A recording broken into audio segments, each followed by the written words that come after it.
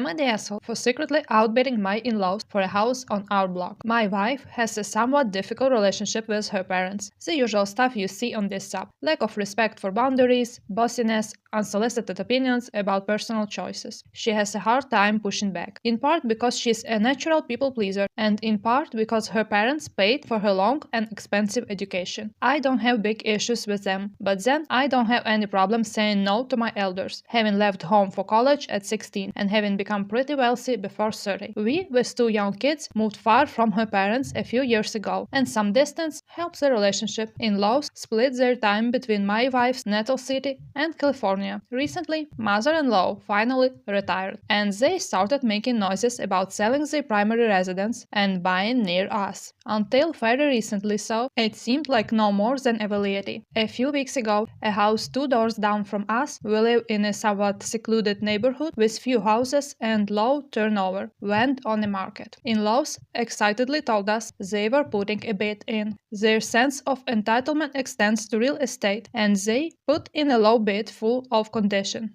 Still, my wife was very worried. She does not want them as neighbors. Neither do I, nor do I want to see a rare modest home in our area go to a part-time resident when housing is scarce here. I quickly formed an LLC and bid full ask. I can afford it. It was accepted, we closed shortly, and I plan to rent it out. Rental housing is very hard to find here, and leave management to an agency. I did not tell my wife.